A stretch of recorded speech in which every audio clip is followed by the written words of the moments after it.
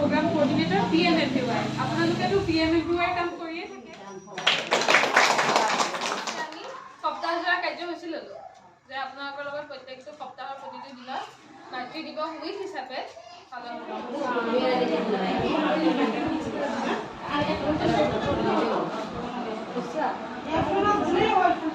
আজি mothers day প্ৰগ্ৰামটো পাতিছোঁ। আমি সকলো কৰ্মী সহায়িকা একেলগে গোট হৈ আমালোকৰ চিঙাৰী বস্তি 08 ছেক্টৰত আপোনালোকক শেষৰ আৰম্ভণিৰ পৰা শেষলৈকে আপোনালোকক গোটেইখিনি দেখুৱাম। এয়া আমি সকলো গোট হৈ গ'লোঁ। কৰ্মী সহায়িকাসকল আহিছে।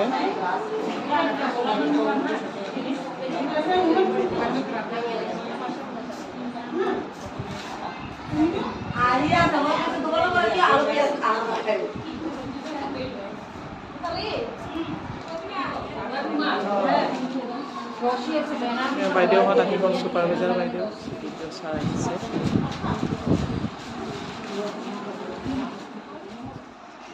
ছুপাৰভাইজাৰ বাইদেউসকল, অংগনবাড়ী কৰ্মীসকল আৰু আই মাতৃসকল, আজি আমি ইয়াত একত্ৰিত হৈছোঁ মাদাৰ্ছ ডে চেলিব্ৰেট কৰিবলৈ। পোনপ্ৰথমে আপোনালোক সকলোকে মই মোৰ শ্ৰদ্ধা জনাইছোঁ। আৰু আজি কিন্তু মাদাৰ্ছ ডে নহয়, মাদাৰ্ছ ডে 12 মে' তাৰিখে আছিলে। মে' মাহৰ প্ৰতিটো বছৰতে মে' মাহৰ দ্বিতীয়টো দেওবাৰত মাদাৰ্ছ ডে অৰ্থাৎ মাতৃ দিৱস পালন কৰা হয়। এইটো প্ৰচলন 1914 চনৰে পৰা আৰম্ভ হৈছিলে। USA প্ৰেছিডেণ্ট উড্ৰ' উইলছন তেতিয়াৰ কালৰ 1914 চনত তেওঁ সহমতি জনাইছিল এগৰাকী ছোৱালী এনা জাৰ্ভিছ বুলি। তেওঁ নিজৰ মাক সন্মান কৰিবলৈ লগতে গোটেই পৃথিৱীৰ মাতৃসকলৰ বাবে এটা দিন বিচাৰিছিল যে এই দিনটোত আমি মাতৃ দিৱস উদযাপন কৰিম। বহুতেও মানে তেওঁৰ এইটো মানে তেওঁ যিটো বিচাৰিছিল সেইটো কোনেও স্বীকাৰ কৰা নাছিল, কিন্তু এই উড্ৰ' উইলছনে তেওঁৰ এইটো সহমতি দেখাইছিল আৰু তেতিয়াৰ পৰা প্ৰচলন চলে। আৰু এতিয়া সমগ্ৰ বিশ্বজুৰি আমাৰ ভাৰতবৰ্ষতো মাতৃ দিৱস পালন কৰা হয় মে' মাহৰ দ্বিতীয়টো দেওবাৰত। যদিও মে' মাহৰ দ্বিতীয়টো দেওবাৰত পালা হয়, আমাৰ বন্ধ আছিল সেইদিনা, সেইবাবে আমাৰ দৰকাৰ এই সকলোসমূহ আমি আলোচনা কৰিম আজি। আৰু সেইবাবে আমি ইয়াত উপস্থিত হৈছোঁ। মই যিহেতু PMFUI DPC, গতিকে মই PMFUI বিষয়ৰ পিছত আকৌ বিতংভাৱে পাতিম। এতিয়া মই কি উদ্দেশ্যত আহিছোঁ সেইটো আপোনালোকক জনাই পেলাই ইমানখিনি কৈয়ে মই এতিয়া আমাৰ CDPO ছাৰক অনুৰোধ কৰিম যে তেওঁ দুআষাৰমান কয়। মাতৃ দিৱস আমাৰ প্ৰত্যেকগৰাকী অংগনবাড়ী কৰ্মী সহায়িকা চবেই এগৰাকী মাতৃ। তেখেতসকলে যেনেকৈ আমাৰ নিজৰ ল'ৰা ছোৱালীৰ লগতে তেখেতসকলৰ কেন্দ্ৰ এলেকাৰ যিখিনি ল'ৰা ছোৱালীক তেখেতক চোৱা চিতা কৰে, চবেইতো নিজৰ ল'ৰা ছোৱালীক তেনেকৈ চোৱা চিতা কৰে নে নকৰে? আপোনালোকে নকৰে? মাতৃ দিৱসৰ লগত তুলনা ৰাখি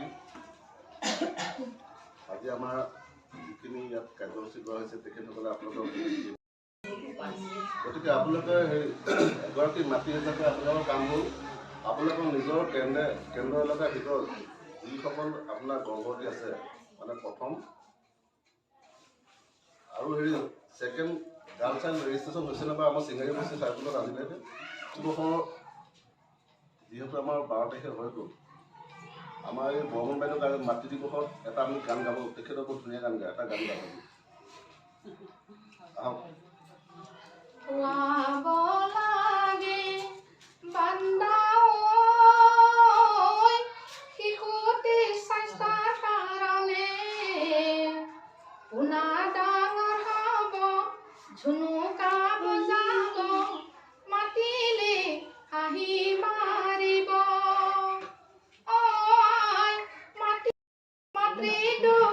দিবা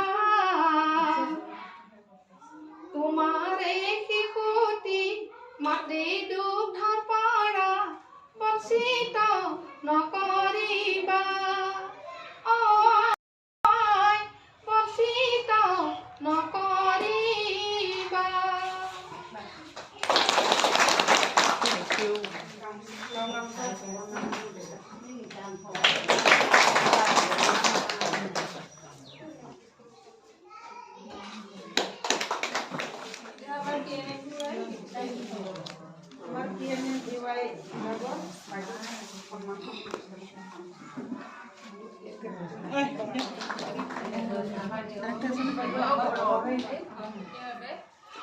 মই এইখিনি মুহূৰ্ততে ধন্যবাদ কৰিব লাগিব এই যিটো কনচেপ্ট আমি উইকলি পাতিম সেই কনচেপ্টটো দিলে আমাৰ ডিপিচি বাইদেৱে গতিকে তেওঁকো মই এইখিনিতে ধন্যবাদ জ্ঞাপন কৰিছোঁ আৰু আজি মাতৃ দিৱসটো হৈ গ'ল কিন্তু আমি মানে আমাৰ প্ৰজেক্ট হ'ল 6টা এতিয়া এদিনতে আমি 6টা প্ৰজেক্টত কেনেকৈ উদযাপন কৰিম গতিকে আমি সপ্তাহজোৰা কাৰ্যসূচী ল'লোঁ যে আপোনালোকৰ লগত প্ৰত্যেকটো সপ্তাহৰ প্ৰতিটো দিনত মাতৃ দিৱস উইক হিচাপে পালন কৰোঁ আৰু মই ইমান মানে আজি কথা ক'ম বুলি সাজু হৈ অহা নাছিলোঁ মই অফিচ যোৱাকালিও দিনত প্ৰগ্ৰেম হ'ল মই অফিচতে থাকিবলগীয়া হ'ল অফিচৰ কামৰ কাৰণে আজিও মই তেনেকৈ যাবলগীয়া হ'ব আৰু আজি মানে ৰাতিপুৱা যেতিয়া মই ভাবিলোঁ নাই আজি প্ৰগ্ৰেমটো ইয়াত যেনেকৈ নহওক এটেণ্ড কৰিম সেয়ে ক'লে মাতৃ এগৰাকী আৰু মাতৃ এগৰাকী জন্ম কেতিয়া হয় এজন শিশুৰ যেতিয়া আহে বা এজন সন্তানৰ লগে লগে মাতৃ শব্দটোৰ জন্ম হয় হয়নে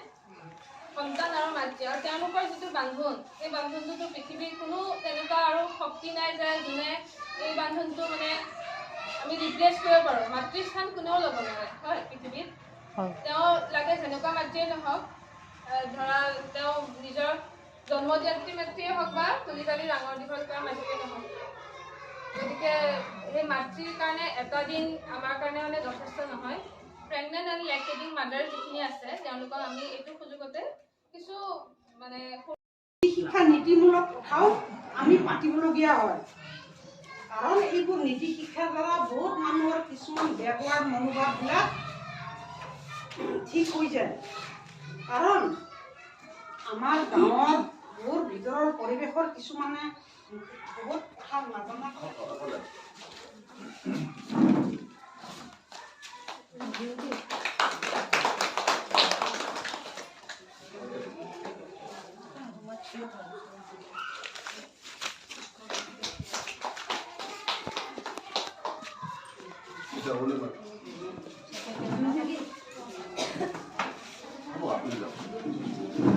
আপনি নাযাব যে বাইদেউ 2 মিনিট ৰ'ব ছোট এটা উঠিব লাগিব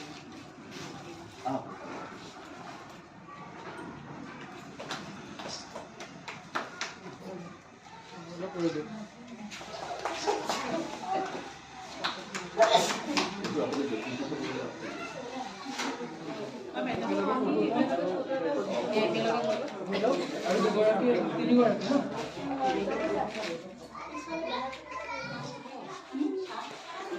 আপুনি না এইখিনি থাকি যাওক মানে তেওঁ হাতটো মই কাটি দিম